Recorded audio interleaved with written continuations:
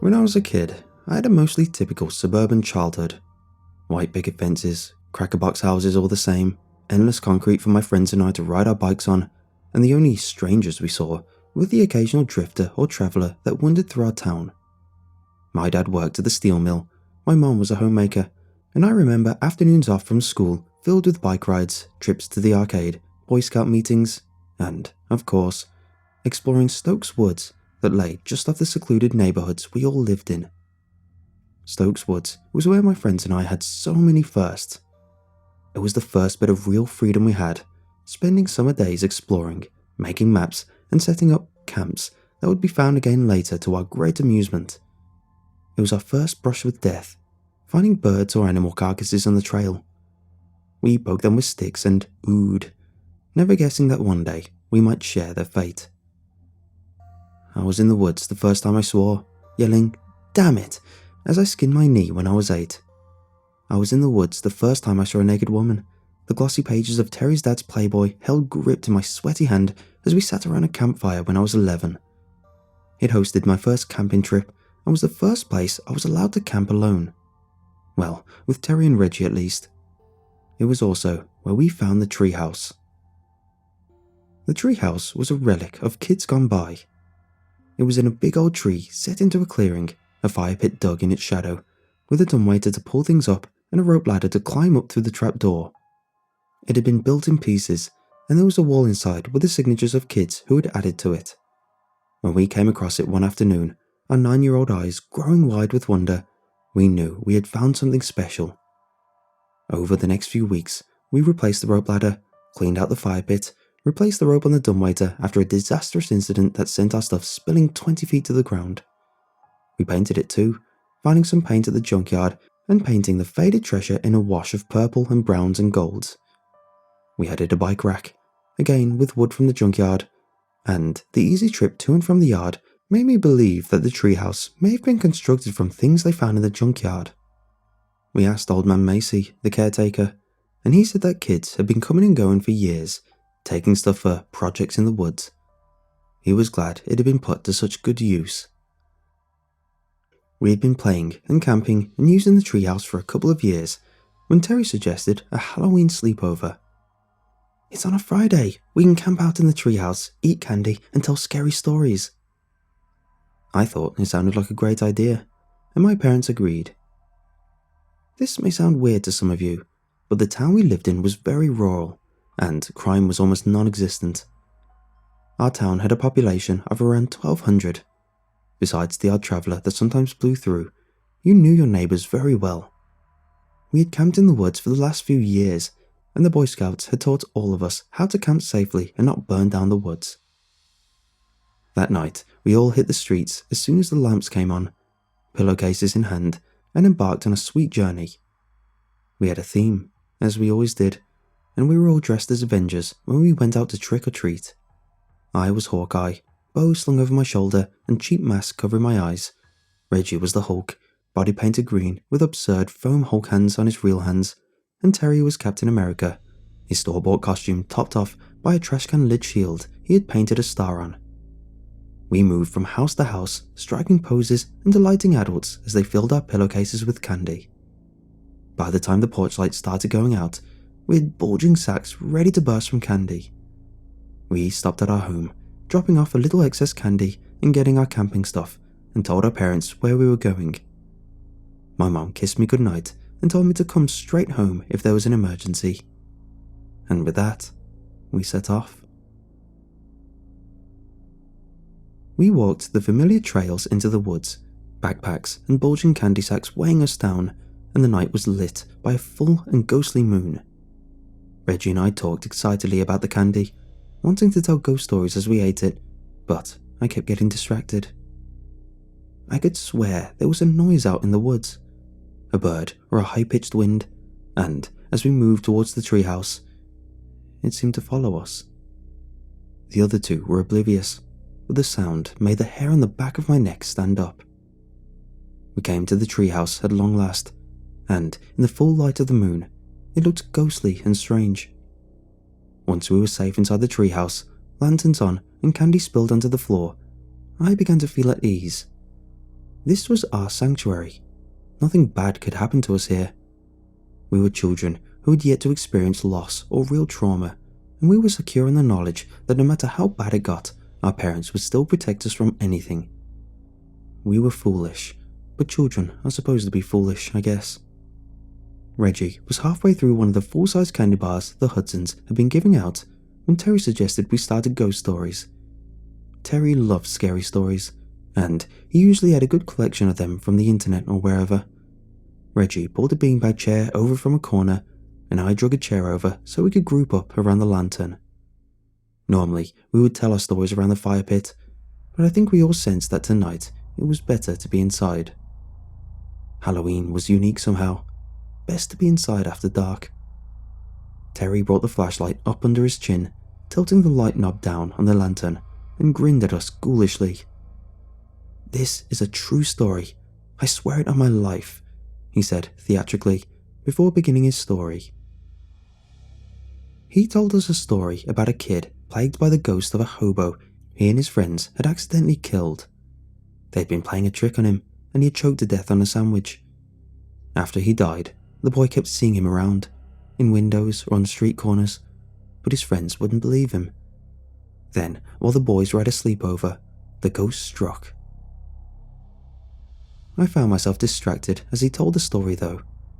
The wind blew against our treehouse, creaking it in the branches of the old tree, but beneath the wind was a sound. A whistling coming from outside, a high-pitched keen that was not altogether tuneless. As I listened to it, it almost seemed to move through the surrounding trees as Terry wove his story. Terry came to the climax of his story, the boys and his friends dying badly as he escaped the sleepover and ran back to his home. The ghostly hobo dogged his heels, screaming his name as he chased him through the quiet streets, and the boy had made it home and slammed the door in his rotting face. He had leaned against it, safe at last. But as the banging began, he remembered one important fact. "His parents were gone," Terry said, grinning in the flashlight beam. "He might have made it home, but he was still at the mercy of the ghostly apparition." Terry told us how the door had bowed inward, the ragged hands pushing the wood like wax paper, but I felt my attention dragged away again. I could still hear the whistling again, closer now, and I could swear there was another noise too.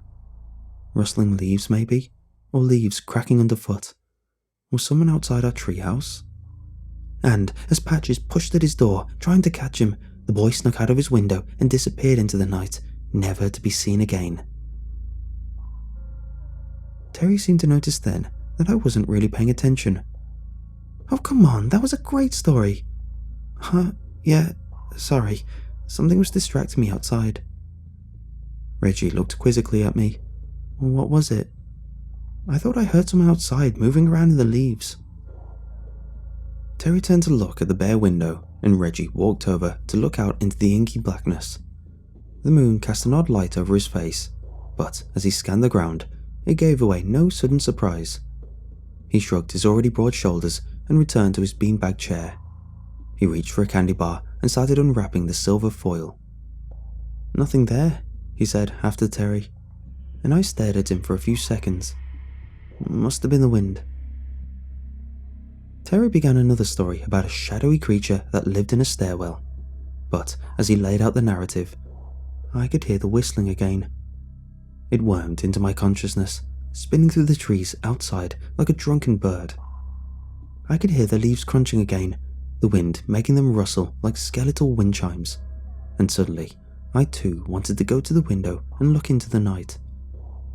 I was trying to listen to Terry's story, but the more attention I tried to give to it, the more I heard the noises from down below. Terry looked miffed when I interrupted his story to go drag up the rope ladder. I latched the hatch and came back to find him with his arms crossed and an indignant look on his face. "You think you can do a better story? Well then, hotshot, have at it." He tossed the flashlight at me, and I caught it by reflex. I thought about it for a moment and realized that I did have a better story I could tell. Maybe by getting it out, I could alleviate the fears that had been consuming me. I was ruining my Halloween campout for what? Some noise outside the treehouse? It was probably just a raccoon or something that had been spooked when we arrived. My unease had given me the perfect story though. So, these 3 kids were walking in the woods. They were going camping and were going to a familiar spot in the woods to set up. They left their homes at dusk, wanting to camp out under the stars in just their sleeping bags. Their parents told them that if anything went wrong, they could come home and sleep there. But the boys had done this 100 times and felt that they knew the woods like the back of their hands. They felt like nothing in the woods could surprise them. They were wrong. Terry sneered, but he sat close to the lantern and listened nonetheless. Reggie opened another candy bar, the story drawing him in as the stories almost always did. Reggie didn't really seem to like scary things. He was kind of a scaredy cat, but he liked the stories. He would sit and listen, getting more and more terrified, but always beg for another when you were done. They walked towards the determined campsite, talking animatedly about the s'mores they would make and the scary stories they would tell. But one of them kept hearing something as they walked. He heard the snap of a twig here, the crunch of a leaf there, and it made him wary.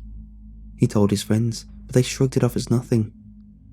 It was late afternoon, the sun was setting, and animals were coming out to forage.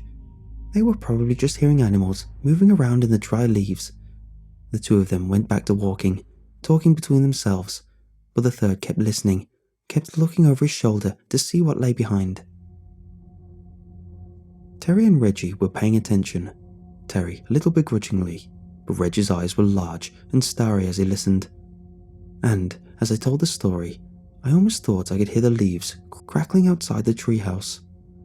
The wind in the trees rattled the dying year's foliage against the limbs, and a low whistle could again be heard outside. It was tuneless and wafting, and as it warbled across my sanity, I knew just what was stalking these kids through the woods. He kept asking them to listen, telling them it was important, but they wouldn't listen to him. They kept walking and talking, and all the while, the crunching of leaves and the rustling of limbs followed them, getting closer and closer. The boy became afraid. The steps sounded large. One of the others finally turned to him and yelled at him, telling him to stop being stupid and just enjoy the trip. There was nothing out there. No one but him could hear it. He was being stupid. He needed to relax. I paused for a dramatic effect, seeing Terry roll his eyes at the description of the boy in the story. That's when they heard the whistling. And I imagined I could still hear the whistling outside the treehouse.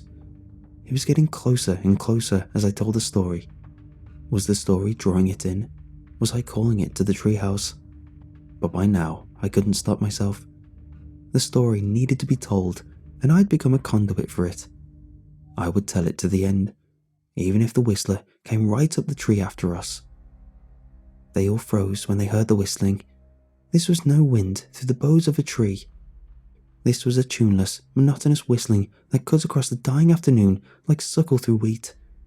It was behind them, seemingly on the trail, and they could hear it getting closer and closer. They began to make their way towards the campsite, walking a little faster, but all 3 looked over their shoulder now. They were all made uneasy by that whistling, and they wanted to put some distance between themselves and it. My friend sat forward, hanging on my every word, entranced by this new development.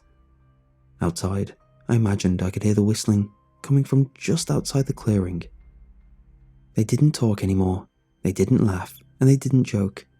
They let their feet take them ever onward, but the whistling followed them. The friend who had insisted it was nothing said that maybe they should speed up a little bit. The campsite couldn't be far. Once they were there, they could take a side trail and get back to town. Or whatever it was would leave, and they could get back to their campout. The other 2 agreed, but all of them knew that the camp was already cancelled. None of them would sleep here tonight, not willingly. They sped up, but the whistling followed them steadily. One of them said they should stop and confront the whistler. He must be human. Who else or what else could whistle? The other 2 shot him down though. The whistling was discordant, jangling against their nerves, sounded like nothing they'd ever heard before. Both agreed that they didn't want to find out what whistled like that, and kept moving. Something bumped at the bottom of the tree, but my audience didn't seem to notice. It wasn't a hard bump. It didn't shiver the whole tree. It felt more like an inquisitive tap, a gentle knock, someone trying to get our attention. I put it out of my mind, maybe the wind or something, and kept telling. They kept moving, deeper and deeper into the woods, all the time being chased by the whistling. They broke into a run, the campsite still not coming into view, and still the whistling grew closer and louder. The whistling took on a life of its own, rising and falling as its chaotic tune became less and less discernible. The children put their hands over their ears, the noise scraping across their minds like a rusty scalpel. The hands would not block out the whistling though. They heard it inside their heads as they battered their senses, and when the first one tripped, the other two did not stop to help him. They didn't hear his screams, but they felt a change when the whistling thing got him. A night bird called out from the forest, but now the whistling was in my own head, and I only registered it as something different. I told the story frantically, hoping it would stop the whistling in my head somehow. They dropped their packs then and ran. They sprinted flat out, knowing that the rail must be just up ahead. They would round the bend and there it would be. It would be there as it always was, and they could cut back towards town. It never occurred to them that the creature could just cut through the forest after them. The trail to town had a talismanic effect on them. If they could make it, if they could walk it, they would be safe. They ran, they wept, but the whistling followed them on and on. Their feet crunched against the leaves and pine needles, sounding like gunfire, but they hardly noticed over the eerie whistling in their heads. My two friends were leaning close now, the lantern making their faces look like jack-o'-lanterns as their eyes begged for the climax. And still, that whistling assaulted me, threatening to drive me mad. If they noticed it, they gave no indication. When the second boy fell, the first never noticed. He ran and ran, trying to outdistance the whistling, trying to get it out of his head, and when his friend was found, the whistling again took on a different tone. The lone boy ran and ran, hoping to outdistance the crazed whistling, knowing that his fate would be the same as his friend's. Some say he runs to this very day. Some say the whistling got him in the end. No one knows for sure. I heard the whistling abate a little. It didn't leave, but it did lighten slightly. I felt like crying as I came to the end of my story. Maybe I would be allowed to live where the boys had died. The search parties found their backpacks 2 days later, animals having worried them to get at the food. They found the campsite bare, no fire having been lit in weeks. But of the boys, they found no sign. No trace was ever found of the boys, not a scrap of cloth, not a footprint. They were never seen again, but the children in the area say that you can hear the whistling in the woods on quiet nights, and on those nights, it's best to stay indoors. The whistling takes all who venture too close, and the whistling will haunt you for the rest of your life, however long that is. That was when the whistling stopped. It stopped so abruptly that I wondered if it had ever been there at all. For a 10-year-old to question his mental stability is a strange feeling, but at that moment, I was just glad it had passed me by. The other two shook off their rapture, looking as though they'd been hypnotized, and Terry blew out a long breath. Well, damn, that was a good story. I can't top that, and suddenly I'm feeling kind of tired. Yeah, Reggie said dreamily. Me too. I think maybe we should go to bed. I would have argued with them most nights, but tonight I was as drained as the rest. We laid out our sleeping bags and burrowed down, dropping off quickly without the usual talk that precedes it. I'd like to tell you that this is where the story ends. I wish I could, but that wouldn't be doing justice to the memory of my friends. I awoke in the wee hours of the morning when someone threw a pillow at me. It was not thrown playfully. The throw was hard, angry, and directed at my face. I sat up, rubbing my cheek, and became aware of the keening whistle that had returned. It was louder than ever, and it chilled me to the bone. For God's sake, stop it! Terry yelled, staring daggers at me. Your story was good, we said so, but trying to scare us with this stupid whistling isn't funny. I heard someone crying and looked over to see Reggie in the corner with his hands against his face. The whistling was loud and discordant, just as I described it in my story, and it appeared that I wasn't the only one who could hear it now. Terry looked madder than I had ever seen him, and Reggie was clearly terrified after the story I'd spun. "It's not me, I swear," I told Terry. He glared at me for a few seconds before realizing that I was right.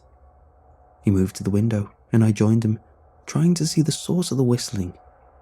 Most nights, we would have seen nothing in the inky darkness, but under the light of the full moon, the yard shadowy but visible. As we scanned the yard, we could see little. The fire pit below, the logs we sat on as we toasted our marshmallows and wieners, the woodpile we had tarped against the rain. I'd almost decided to go check the other window when Terry gasped like a stepped-on cat. I looked and saw a man in a long dark cloak step out of the tree line. He was dressed in a dark grey cloak, a tall cowboy hat making him look almost 7 feet tall as it poked for the skies, and the toes of pointy boots poked from beneath the cloak. The wind seemed to loathe to touch him, but by the way he pulled the cloak around himself, you would have thought he was freezing. I could see a pair of eyes reflect the moonlight as he looked up at us and thought he must be wearing glasses. Of course, we could see very little under the cloak, but he made me very uneasy. The whistling seemed to be coming from beneath the cloak, and when it stopped, he began to speak, and I wished for the whistling again. His voice was raspy, pitched, croaksome, a dead man's pleading last words. "I'm so cold, boys.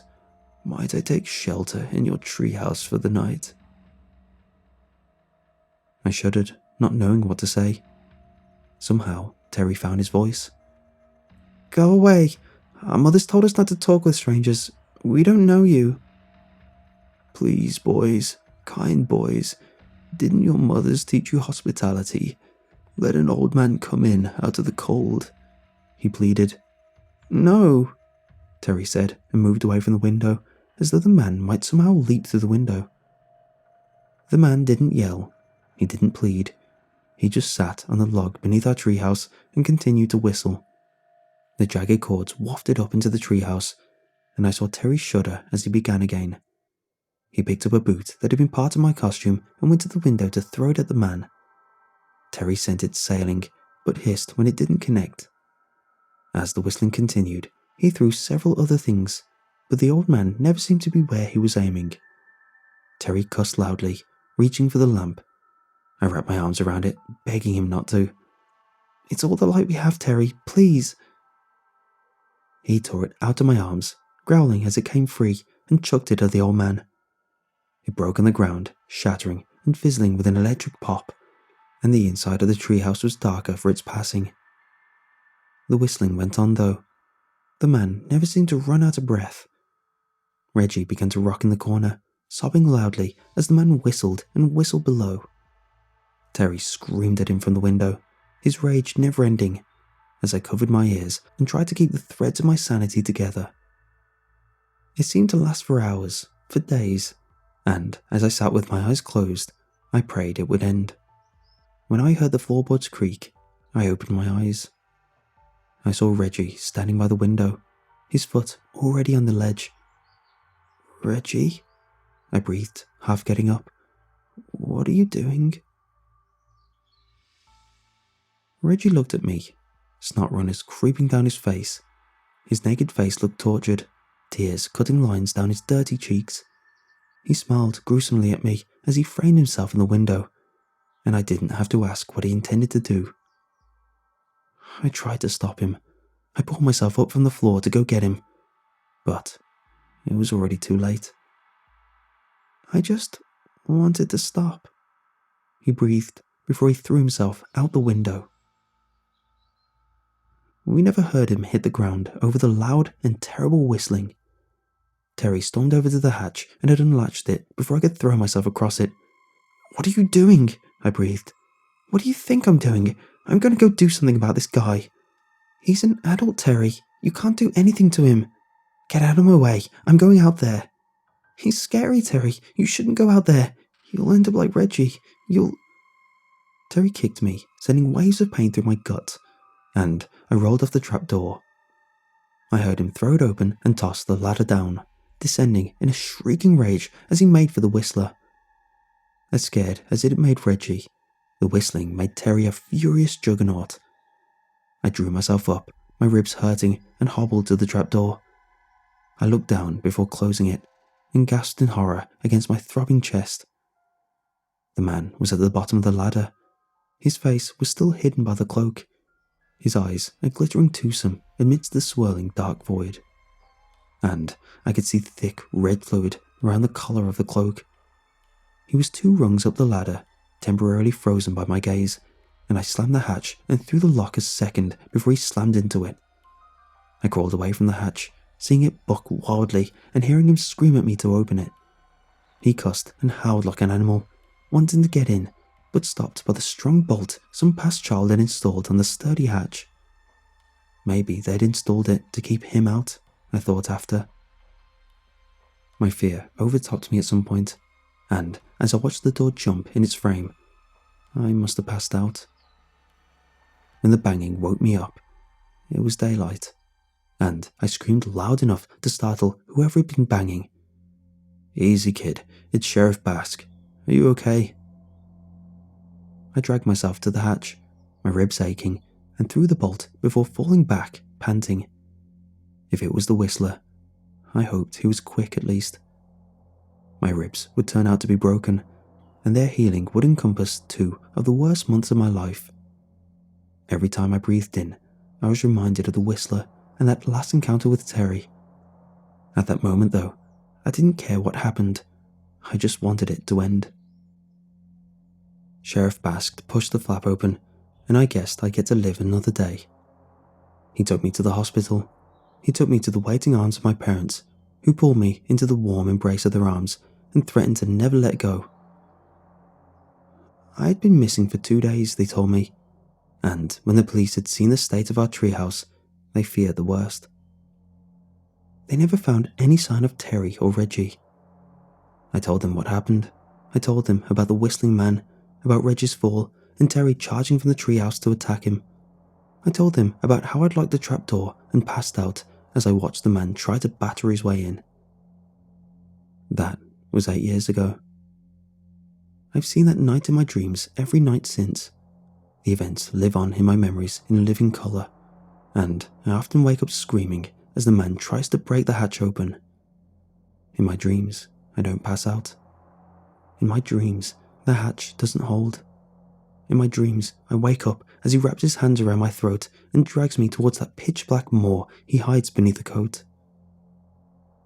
I haven't been back to the forest since that day, and I don't think I ever will.